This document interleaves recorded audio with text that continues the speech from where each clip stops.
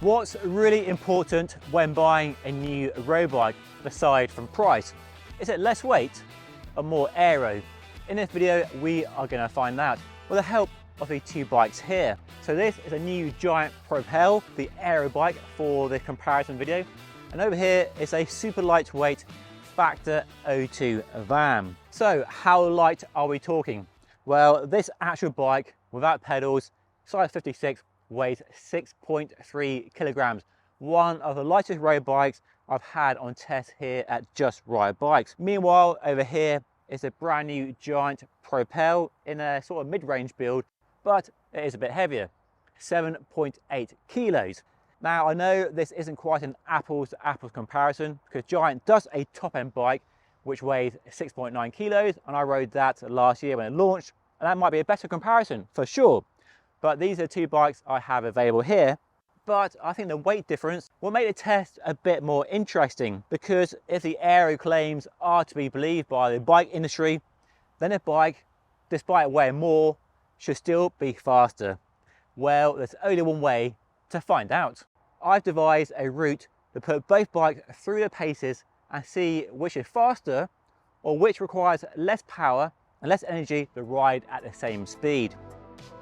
The course measures 11.4 kilometers and takes in some of my favourite roads in the Cotswolds, and on a good day takes about 22 minutes.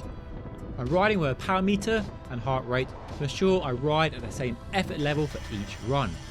And from the start, it's a nice lovely flat road where 40 kilometers per hour is possible, followed by a fast descent and then into a deceptively tough rolling section through the woods. And then it's onto the main climb that marks the end of the route. The W is a mini box hill with hairpins and takes you up onto the common, one of my favourite climbs in the whole area. And on the climb, I tried to ride at 300 watts for each run. Now, while I get on with the job of riding, let's look at why aero and weight are such important topics in the evolution and design of the road bike. The history and development of the road bike is a fascinating story, and it mostly revolves around making the bike lighter. There are a few other aspects like reliability, stiffness and so on, but generally weight has been the main focus for both cyclists and bike designers and engineers and bike companies. Making bikes lighter has led to a use of exotic materials like titanium, aluminium, stainless steels and of course carbon fibre. And the reason for the focus on bike weight is because you are the engine, you are the one powering the bike. And there's a limit to how much more power you can generate. You can't just increase the cylinder size like you can in a motorbike or car engine. So making the bike lighter is an obvious way to improve your overall power to weight ratio. But once you've got the bike up to speed from 0 to 20 miles per hour, say, weight is no longer the main factor you face when riding a bike. Wind resistance is pushing yourself and the bike through the air, and the faster you go, the harder it gets. The more power is required to ride at higher speeds, and that's why for the last decade or so, bike manufacturers and pro riders have been obsessed with aerodynamics. As this Giant Propel shows, you can shape the frame to minimize the drag the bike offers.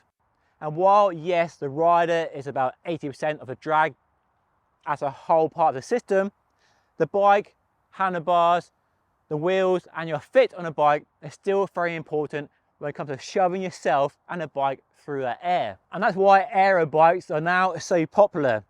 But the real challenge with aerodynamics for regular riders is you can't easily measure the difference from one bike to the next because you need a wind tunnel, and wind tunnels are darn expensive. And despite the obvious benefits of aerodynamics, on paper at least, weight still has a very tangible impact on our buying decisions. And it's because you can do this. You can pick it up. You don't need scales or a wind tunnel to do that. And when your mate buys a new bike, the first thing you do is pick it up and feel the weight.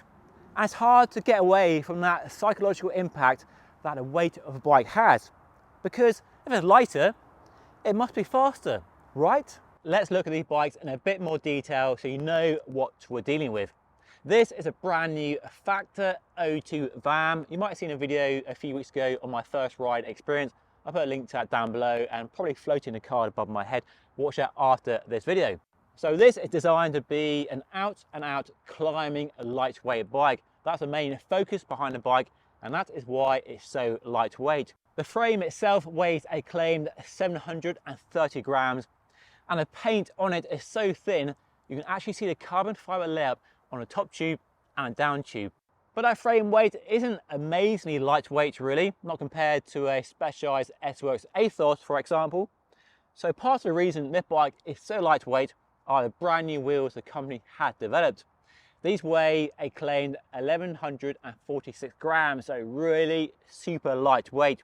So the bike is definitely light on the scales, but it's not light on your wallet at all. In fact, it's very heavy on your wallet. This actual bike with SRAM red E-TAP axis costs £11,800, and it's over 12,000 if you add a power meter. And then carrying the aerodynamic responsibility is a brand new Giant Propel Advanced. This is the mid-range, more affordable version of the SL I rode about a year ago. The frame doesn't have the same fancy high-grade SL carbon fiber, although the fork is the same.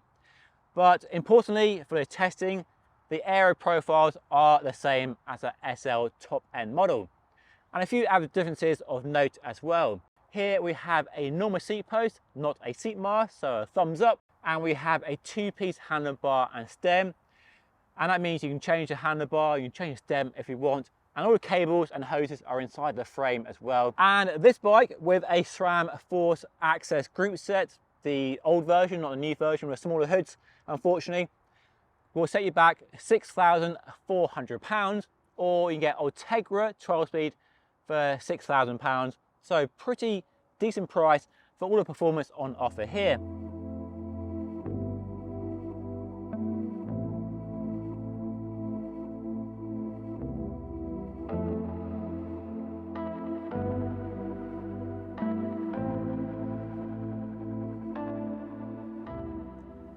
Right, I'm back home, got the results here. Let's crunch some numbers. And we'll start with the Factor. That bike took me 21 minutes and 14 seconds at an average speed of 32.2 k an hour with an average power of 225 watts. Sound good? That's a benchmark. Let's see what the Propel did it in. That bike took me 21 minutes and 30 seconds, so slower, with an average speed of 31.9 k an hour and an average power of 220 watts. So the lightweight bike was faster around my course than the Aero bike, and that surprised me. I wasn't expecting that at all. But diving into the data reveals some interesting nuance in the results. So this is an app called My Windsock. Absolutely love it. If you like geeking out on data, this is the app for you. Put a link down below. It does loads of cool stuff, but of particular interest for today is the bit where it shows you the resistance you face on a route. It shows that 49% of the resistance I face came from the air, and then just 36% from the gravity. It's of course, it definitely favors an aero bike over a lightweight climbing bike. But this is where it gets interesting. My time from the start up to the foot of the climb was actually faster on the Propel, with a time of 15 minutes and 24 seconds versus 16 minutes and 9 seconds for the Factor. So not a lot in it, but definitely a win to the Aero bike on the flatter rolling roads up to that climb. And then onto the climb itself, and I aim to ride at 300 watts, which I pretty much managed. The average power on both bikes is very similar, but this overlay on Strava shows the difference.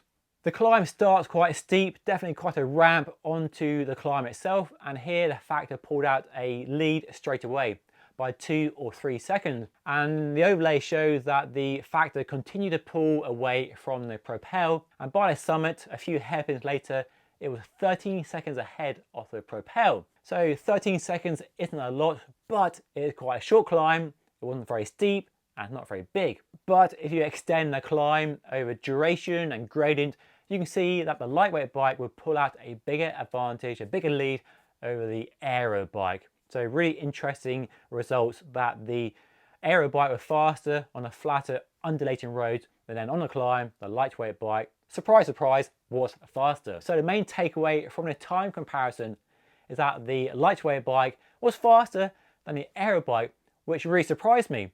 It also shows that the expensive bike was much faster than the cheap bike as well. But it's worth pointing out that this Factor O2 VAM isn't just a lightweight bike, it's claimed by the company to be aerodynamic as well. And the company makes some fairly impressive aero claims for it, saying it's nearly as aero in some yaw angles as a pure aero race bike. And you see the shape of the head tube, the down tube and the seat tube trying to be aerodynamic and manage the airflow over those tube sections.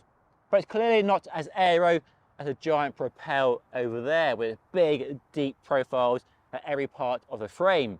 And that probably helped the bike in staying as close to the Propel as it did on the flat section, and then the weight became a real benefit on the actual climb itself. But riding bikes is more about times and data and power. It's how they feel, the ride quality. So let's go outside and talk about that a bit more.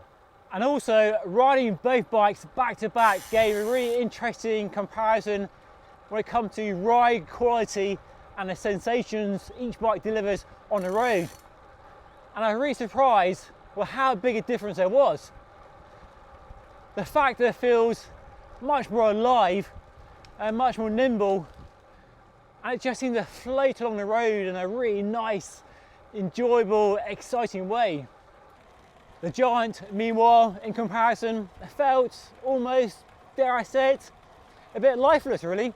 Not nearly as exciting a ride as a Factor was. Both bikes offered good comfort and smoothness on the rough roads I was riding on, but the Factor felt more involving, more engaging, and while the efficiency and the speed of the Propel isn't in doubt, it just didn't feel as exciting to ride as a Factor really. And that difference was really interesting and something I didn't really expect, to be honest. And I think part of it might be down to a difference in the wheels. The wheels on the Factor are way lighter than the ones on the Giant. So maybe that ride quality difference is coming from the wheels and how light they are, and not the overall weight difference. Maybe a wheel testing, wheel swapping in the future might be on the cards.